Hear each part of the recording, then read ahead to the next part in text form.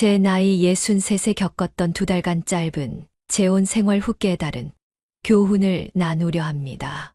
지금 돌이켜보면 절대로 하지 말았어야 할 선택이었습니다. 그때는 정말 제정신이 아니었던 것 같아요. 노년의 외로움이 이성적 판단을 흐리게 하더군요. 제 경험이 비슷한 상황에 처한 분들께 도움이 되길 바랍니다. 시작하기 전 우측 하단의 구독 버튼과 좋아요 한 번만 눌러주세요. 구독하시면 앞으로도 이런 진솔한 인생 이야기들을 계속 받아보실 수 있습니다. 이제 제 사연을 들려드릴게요. 인천 부평에 살고 있는 박정숙이라고 합니다. 가슴 아픈 이야기지만 다른 분들이 같은 실수를 반복하지 않기를 바라는 마음에서 용기를 냈습니다. 한때는 당당했던 제가 어떻게 사기꾼의 달콤한 말에 넘어갔는지 부끄럽지만 솔직히 말씀드리겠습니다. 9년 전 갑작스러운 심장마비로 남편을 잃었습니다. 30년 함께한 동반자가 하루아침에 사라지자 세상이 무너지는 듯 했어요. 처음엔 베개를 붙잡고 매일 밤 울었습니다. 하지만 시간은 흘러갔고 저는 남편과 함께 키워온 반찬 가게를 더욱 열심히 운영했어요.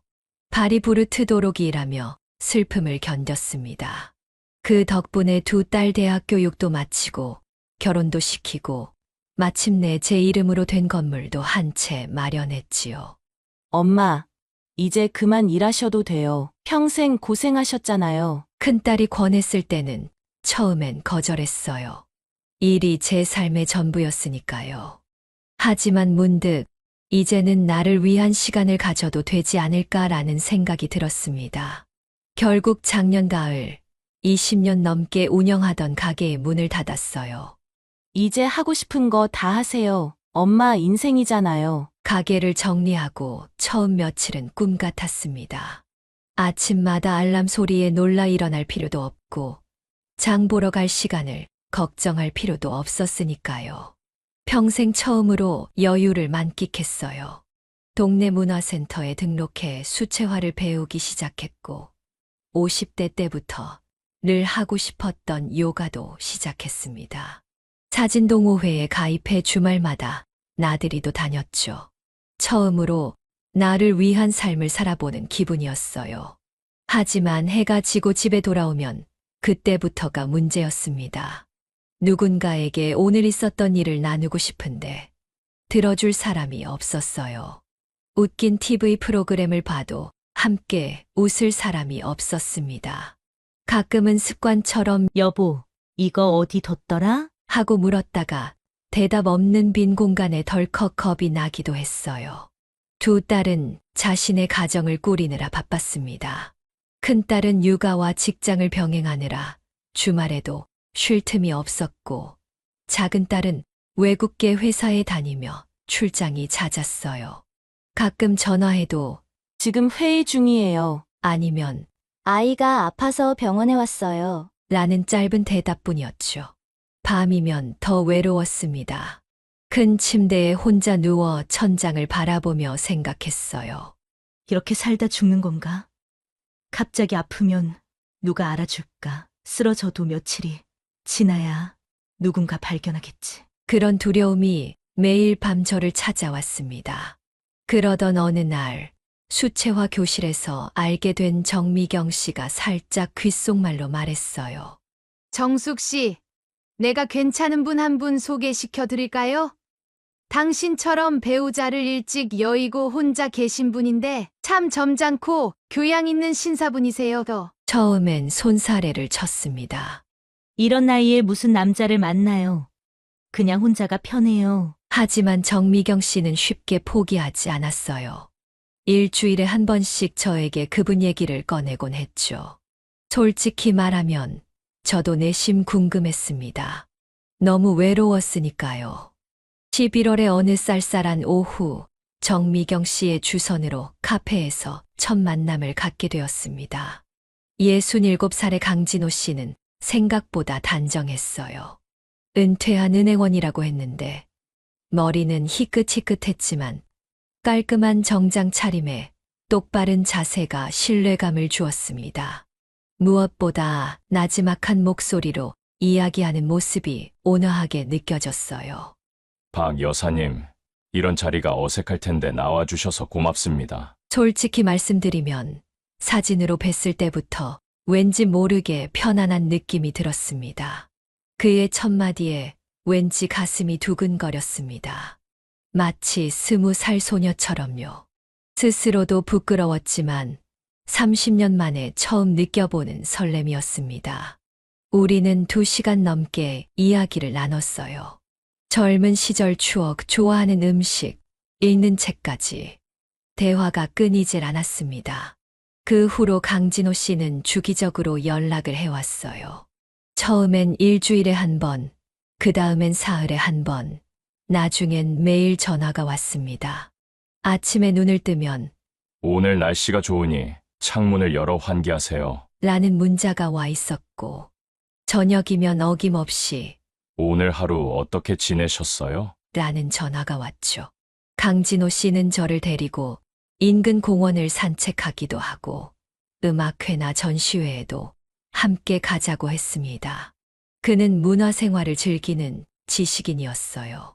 특히 클래식 음악의 조예가 깊어 모차르트와 베토벤의 차이점을 설명해 주기도 했죠. 제가 미처 경험해보지 못한 세계를 보여주는 것 같았습니다. 저는 아내를 일찍 여의고 평생 은행에서만 일했습니다. 정숙 씨를 만나기 전까지는 제 삶이 이미 끝난 줄 알았어요. 하지만 이제는 아침에 눈 뜨는 게 기다려집니다. 그의 진솔한 고백에 마음이 무너졌습니다.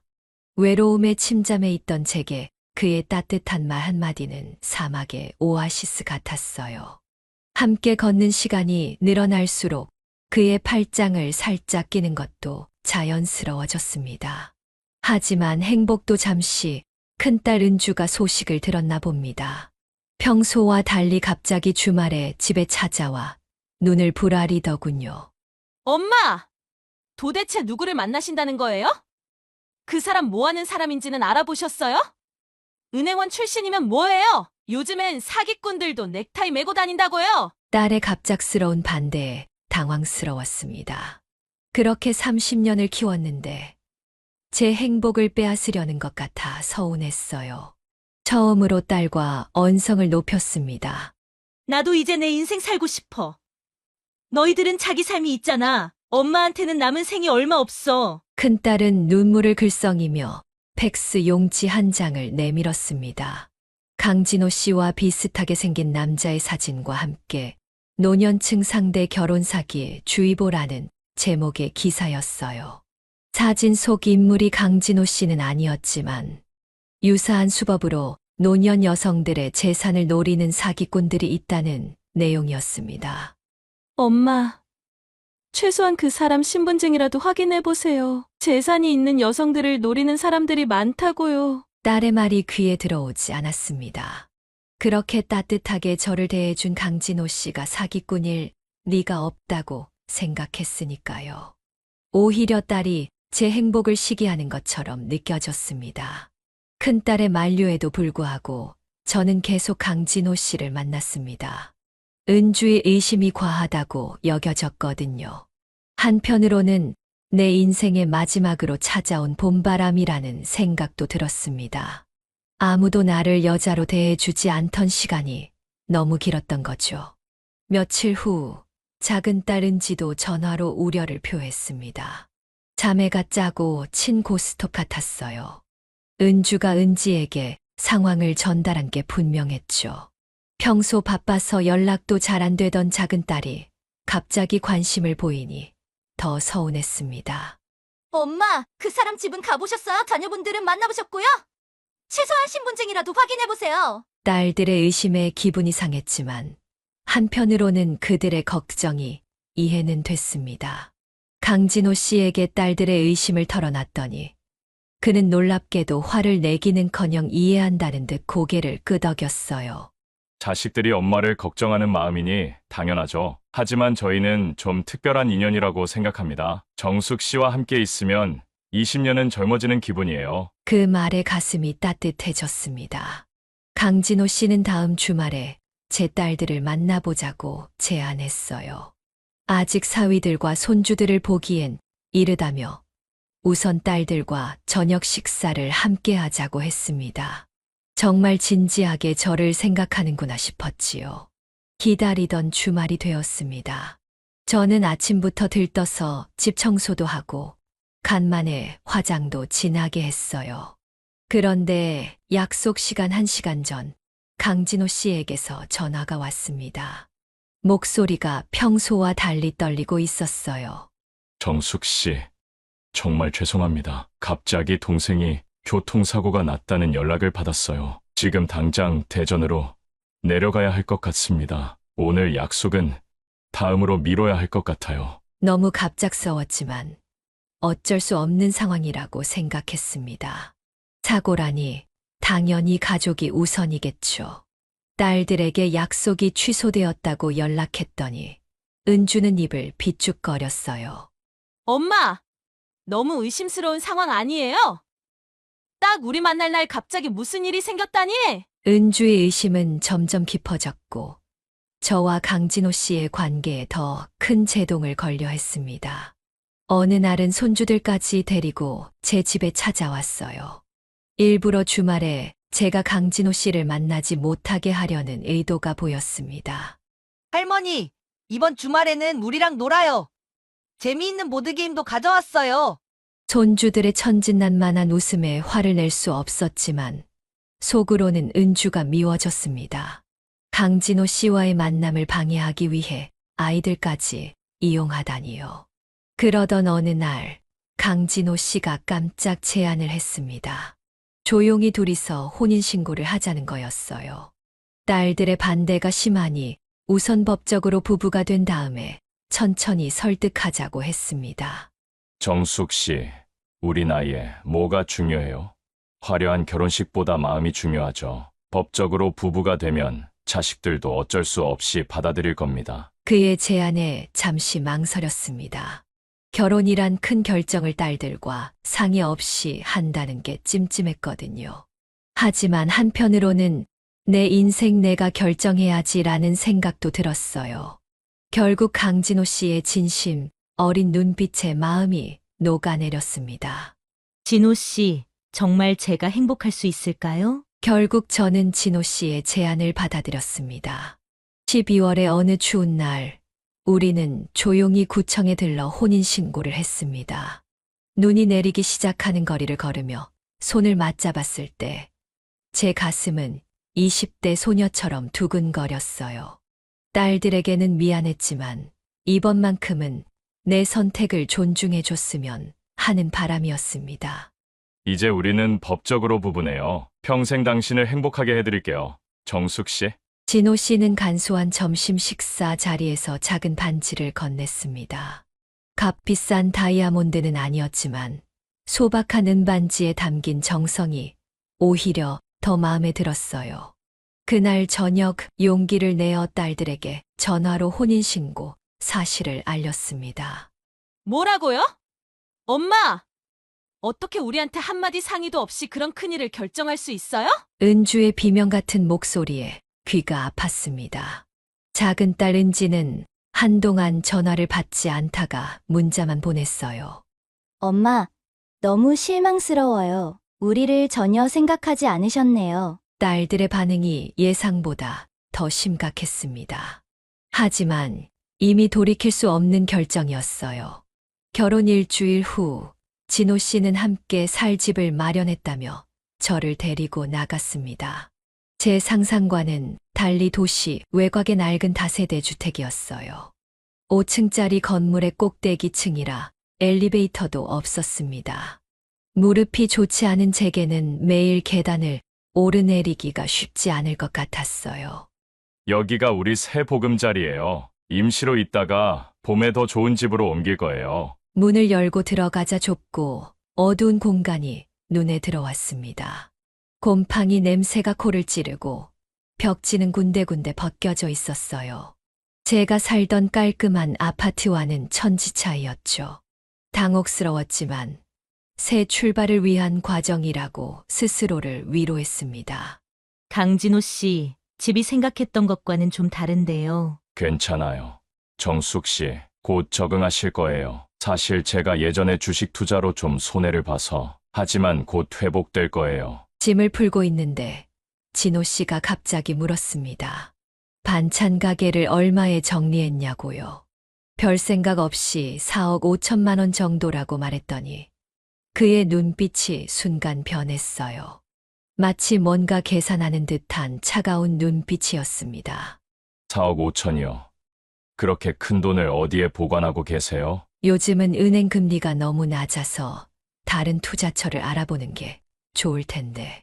저녁 식사 자리에서도 진호 씨는 계속해서 재산 얘기를 꺼냈습니다. 처음으로 진호 씨가 불편하게 느껴졌어요. 결혼 전에는 한 번도 돈 얘기를 하지 않았는데 갑자기 왜 이러나 싶었죠. 그날 밤 베개를 껴안고 생각에 잠겼습니다. 큰딸 은주의 경고가 머릿속을 맴돌았어요. 엄마! 요즘 노인 대상 결혼 사기가 많다고요! 제발 정신 차리세요. 그때는 딸의 말이 과한 걱정이라고 생각했는데 이제는 조금씩 의심이 들기 시작했습니다. 다음 날 아침 진호 씨는 갑자기 통장 관리를 함께 하자고 제안했어요. 평생 은행원으로 일했으니 자기가 잘할 수 있다면서 제 통장과 도장을 보여달라고 했습니다. 아내의 재산도 남편이 관리하는 게 당연하잖아요. 정숙 씨는 고생 많이 하셨으니 이제 저한테 맡기고 편하게 쉬세요. 진호 씨의 돈 얘기가 점점 집요해졌습니다. 마치 돈 냄새를 맡은 사냥개처럼 제 재산을 낱낱이 파악하려는 듯했어요. 그날 저녁 식사 때도 통장 관리를 다시 언급했습니다. 정숙 씨, 우리는 이제 한 가족인데 뭘 그렇게 망설이세요? 제가 평생 은행에서 일했잖아요. 돈 관리는 전문가에게 맡기는 게 좋아요. 무언가 마음에 걸렸지만 아직은 그의 말이 틀리지 않다고 생각했습니다. 가정에서 남자가 살림살이를 맡는 것이 당연하다고 배우며 자랐으니까요. 결국 제 통장 몇 개와 도장을 건네주었습니다. 그때만 해도 진호 씨가 나쁜 사람이라고는 생각하지 않았어요. 하지만 이상한 일들이 하나둘 일어나기 시작했습니다. 어느 날 아침 화장실에 다녀오니 진호 씨가 제 핸드폰을 뒤적이고 있었어요. 놀라서 물었더니 별일 아니라는 듯 태연하게 대답했습니다. 아, 혹시 정숙 씨가 갑자기 아프기라도 하면 가족들에게 연락할 방법이 필요할 것 같아서 비밀번호는 어떻게 되나요? 무언가 이상했지만 한편으로는 나를 배려하는 마음이라고 생각했습니다. 그래서 핸드폰 비밀번호도 알려주었어요. 그 후 진호 씨는 제 핸드폰으로 걸려오는 전화를 자주 받기 시작했습니다. 특히 딸들이 전화할 때면 먼저 받아 짧게 대화를 끝내곤 했어요. 집에서의 생활도 점점 통제받는 듯 했습니다. 매주 목요일마다 나가던 수채화 교실도 못 가게 하고 화요일과 금요일 노래교실도 그만두라고 했습니다. 이유인즉슨 바깥에서 사기꾼들이 노인들을 노린다는 거였죠. 요즘 세상이 험해요. 그런 곳에 다니면 사기꾼들이 접근하기 쉬워요. 정숙 씨가 재산이 있다는 걸 눈치채면 위험할 수 있어요. 처음에는 걱정해주는 마음이라 생각했지만 점점 갑갑해졌습니다. 마치 새장에 갇힌 새처럼요. 친구들과의 연락도 점점 끊기기 시작했어요. 진호 씨는 제 핸드폰으로 오는 문자를 검열하듯 확인했고 수상하다고 판단되면 바로 차단했습니다. 미장원에서 만났다는 그 친구, 왜 이렇게 자주 연락해요? 돈 빌려달라고 할 것 같은데 그냥 차단해요. 답답함이 극에 달했을 때 유일한 안식처였던 제 집마저 팔아서 더 작은 집으로 이사하자고 했습니다. 제 명의로 된 집이 너무 크고 관리하기 어렵다는 이유였어요. 하지만 저는 30년 넘게 살아온 그 집의 추억이 담겨 있었습니다. 남편과 함께 손수 가꾼 작은 정원, 딸들이 자라난 방들, 그리고 이웃들과의 따뜻한 인연까지. 진호 씨, 전 지금 집이 좋아요. 여기서 계속 살고 싶어요. 제가 처음으로 거절하자 진호 씨의 표정이 일그러졌습니다. 그동안 본 적 없는 차가운 눈빛으로 저를 노려보더군요. 그제서야 등골이 오싹해졌습니다. 딸들이 왜 그토록 반대했는지 조금씩 이해가 되기 시작했어요.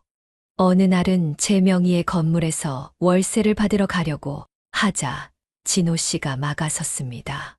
자기가 대신 가겠다고요.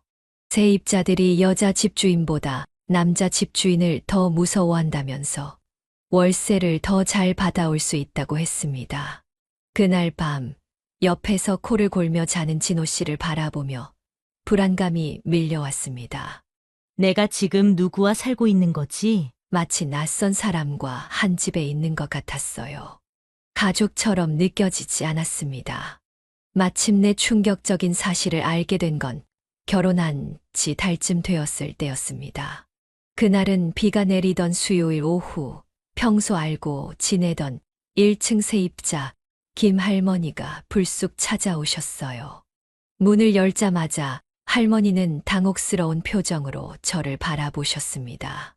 박 사장님, 새 통장으로 입금하라는 말씀이셨죠? 지난달 월세는 남편분 통장으로 넣었는데 잘 받으셨나 모르겠어서요. 그 말을 듣는 순간 머릿속이 하얘졌습니다. 어떤 새 통장. 진호 씨가 제게는 한마디도 없이 세입자들에게 월세 계좌를 바꾸라고 했다니.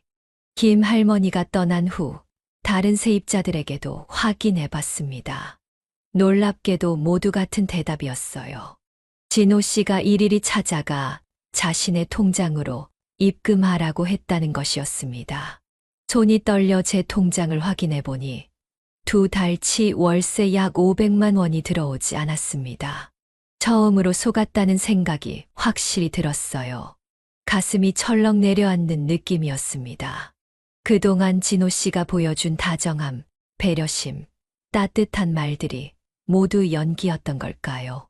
저녁 식사를 준비하며 어떻게 이 문제를 꺼낼지 고민했습니다.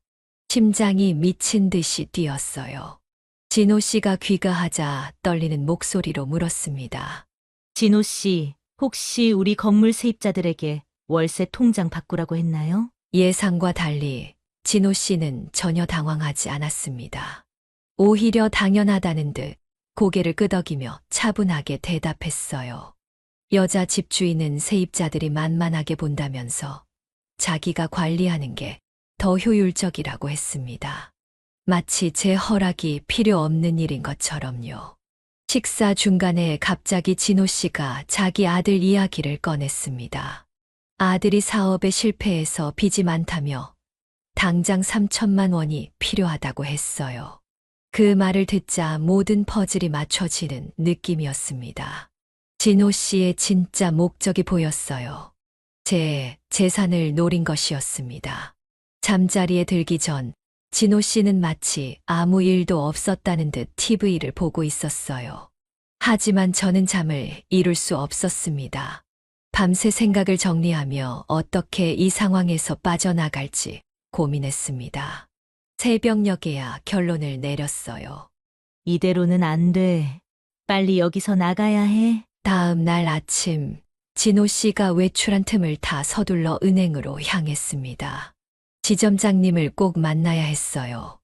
다행히 20년 넘게 거래한 은행이라 지점장님이 저를 알아보셨습니다. 떨리는 목소리로 상황을 설명하자 지점장님의 표정이 심각해졌어요. 즉시 모든 계좌에 지급 정지를 걸고 새로운 계좌로 남은 돈을 모두 옮겼습니다. 인터넷 뱅킹도 해지하고 혹시 모를 명의 도용도 방지했어요. 지점장님은 이런 경우가 생각보다 많다며 조심하라고 당부했습니다. 은행 일을 마치고 부동산 사무실로 향했습니다. 세입자들에게 연락해 월세 통장을 다시 제 것으로 바꾸도록 했어요. 부동산 사장님도 제 상황을 듣고 적극 도와주셨습니다. 이제 남은 건 어떻게 집에서 나오느냐는 문제였어요. 그날 저녁 진호 씨는 평소보다 더 다정했습니다. 제가 무언가 알아챘다는 걸 눈치챘는지 꽃까지 사왔더군요. 하지만 이제는 그의 미소도 다정한 말투도 위장된 가면으로만 보였습니다. 저는 아픈 척하며 일찍 잠자리에 들었어요. 새벽에 진호 씨의 통화 소리에 잠이 깼습니다. 거실에서 작은 목소리로 전화하고 있었어요. 문틈으로 귀를 기울였더니 충격적인 말이 들려왔습니다. 사장님, 조금만 더 기다려요. 이 집에 돈이 생각보다 많아요. 건물에, 예금에 최소 7억은 될 거예요. 한 달만 더 참으면 다 우리 거예요. 그 말을 들은 순간 온몸에 소름이 돋았습니다. 2달 전만 해도 평생 함께하고 싶은 사람이라며 달콤한 고백을 했던 그 입에서 나온 말이라고는 믿기지 않았어요. 모든 게 거짓이었습니다. 그의 다정함, 배려, 사랑, 고백까지 전부 제 재산을 노린 연기였던 거예요. 침대로 돌아와 이불을 뒤집어 쓰고 소리 없이 울었습니다. 수치심과 분노, 배신감이 한꺼번에 밀려왔어요. 딸들의 경고를 무시한 제 자신이 바보 같았습니다.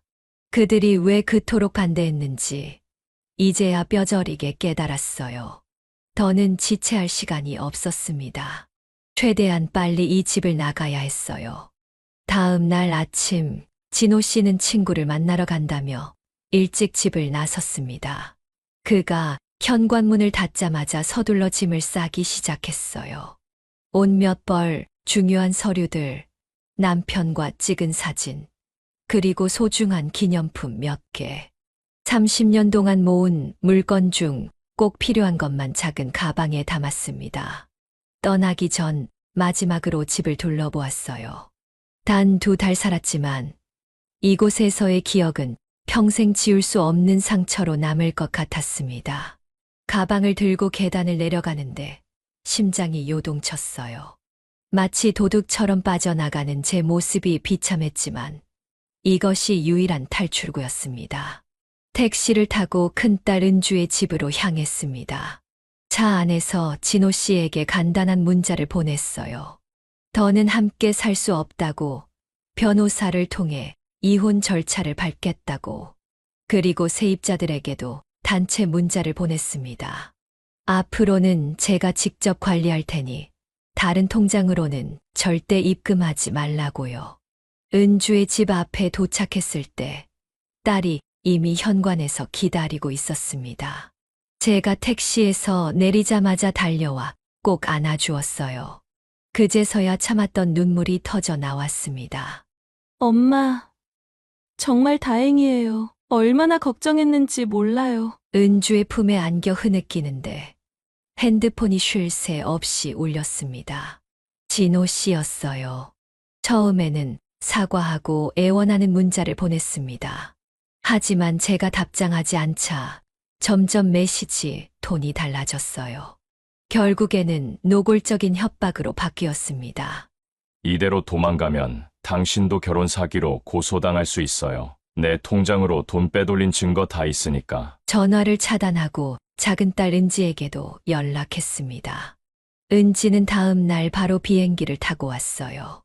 2 딸이 돌아가며 저를 위로해 주었습니다. 그동안 제가 얼마나 어리석었는지 자책했지만 딸들은 그저 제가 무사한 것만으로도 고맙다고 했어요. 일주일 후 경찰서에 진호 씨를 사기죄로 고소했습니다. 경찰관은 제 진술을 들으며 놀라움을 감추지 못했어요. 알고 보니 진호 씨는 강진호가 아니라 임성철이라는 사람이었습니다. 여러 지역을 돌아다니며 재산 있는 노년 여성들을 상대로 결혼 사기를 벌여온 전과자였어요.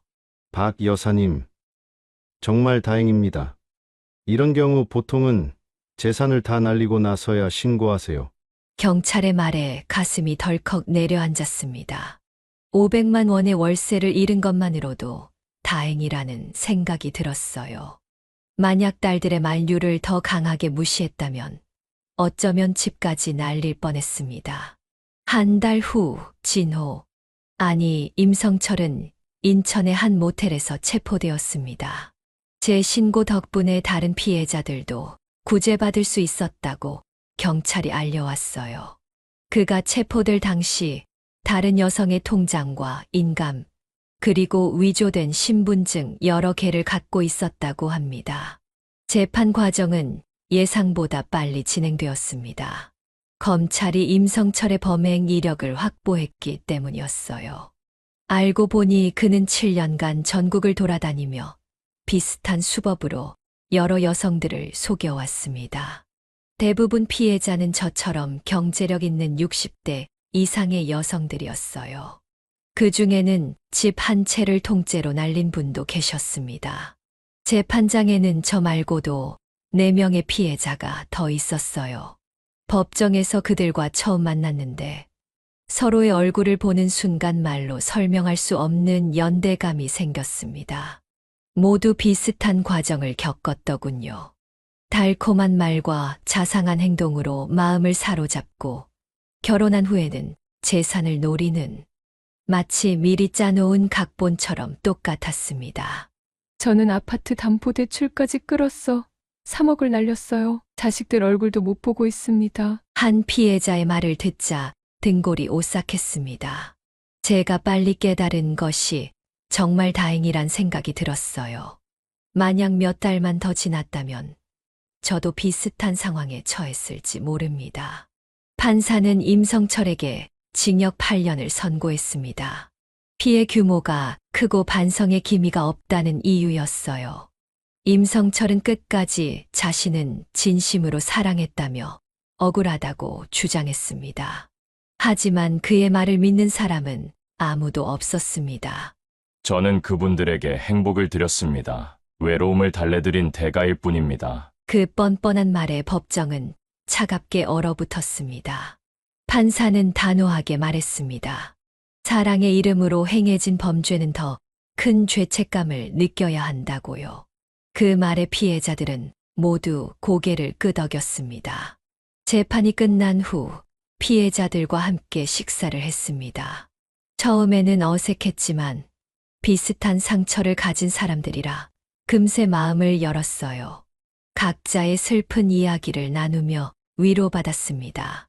그중 한 분이 노년층을 위한 금융사기 예방 모임을 만들자고 제안했어요. 저도 적극 동의했습니다. 집으로 돌아와 처음으로 혼자지만 평온한 밤을 보냈습니다.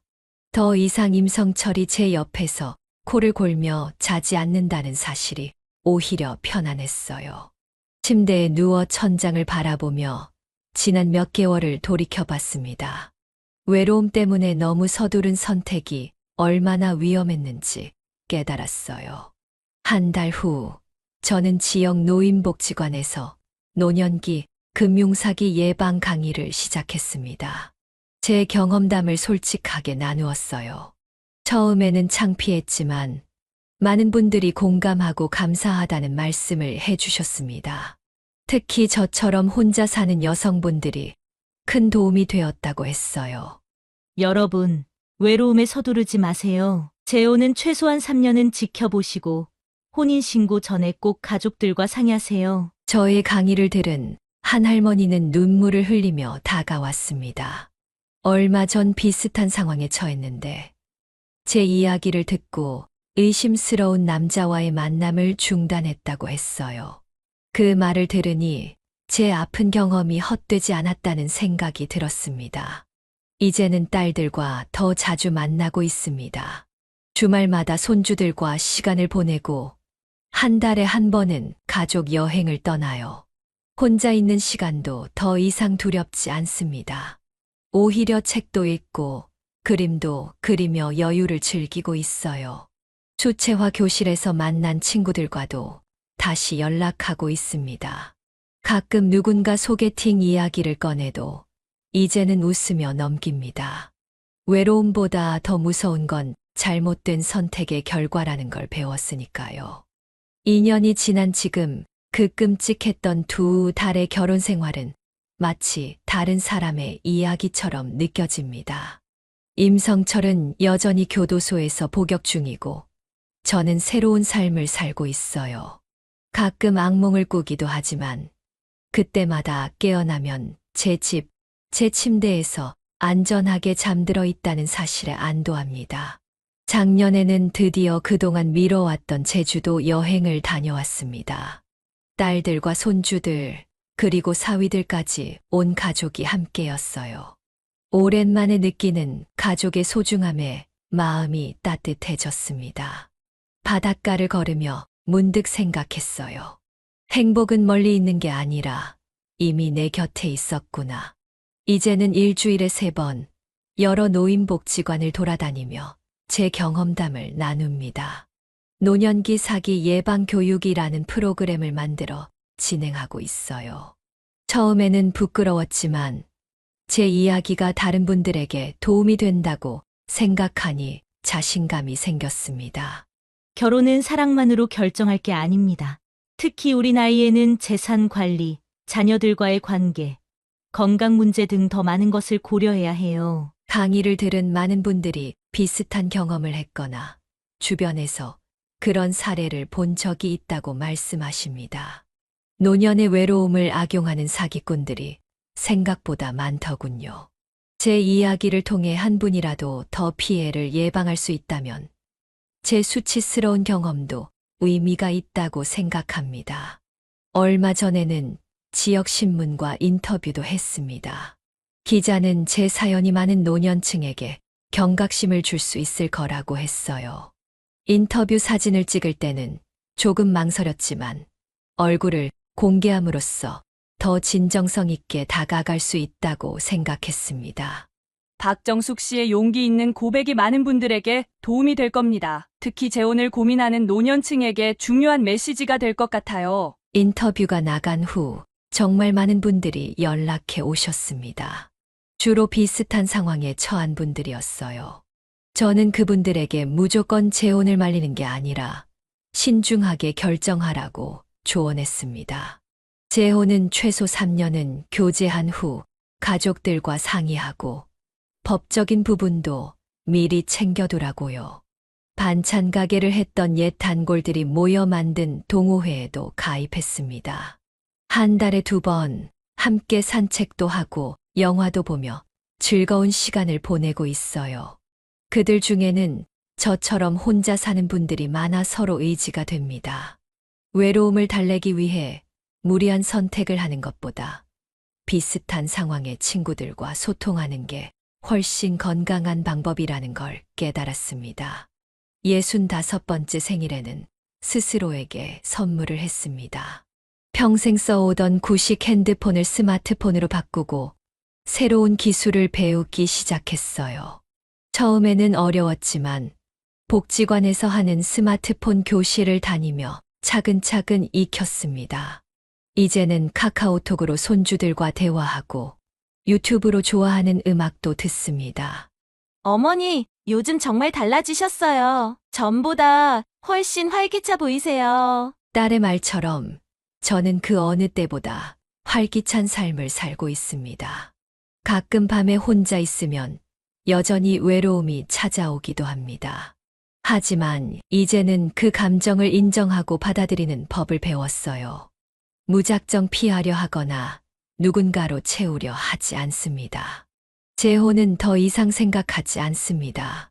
하지만 그렇다고 사랑과 인연을 완전히 부정하는 것은 아니에요. 언젠가 진정한 동반자가 나타난다면 이번에는 충분한 시간을 두고 신중하게 알아갈 것입니다. 그때까지는 제 자신과의 시간을 소중히 여기며 살아가려 합니다. 이제 이 이야기도 막바지에 다다랐네요. 사랑과 외로움이라는 감정은 나이를 불문하고 모든 사람에게 있습니다. 하지만 노년기에는 이런 감정에 현명하게 대처하는 지혜가 필요해요. 제 실수와 후회를 통해 얻은 교훈을 마지막으로 나누고 싶습니다. 무엇보다 중요한 것은 자신의 외로움을 인정하는 것입니다. 저는 그 감정을 부정하고 서둘러 채우려다 큰 실수를 했어요. 외로움은 인생의 일부입니다. 때로는 그 감정을 있는 그대로 느끼고 받아들이는 것이 필요합니다. 2번째로, 가족의 조언에 귀 기울이세요. 당시에는 딸들이 제 행복을 방해한다고 생각했지만 사실 그들은 객관적인 시각으로 상황을 보고 있었습니다. 특히 재산과 관련된 문제는 반드시 가족들과 상의하는 것이 좋아요. 자식들의 반대에는 이유가 있습니다. 그들은 여러분의 행복을 진심으로 바라고 있어요. 세 번째, 서두르지 마세요. 특히 재혼은 신중하게 결정해야 합니다.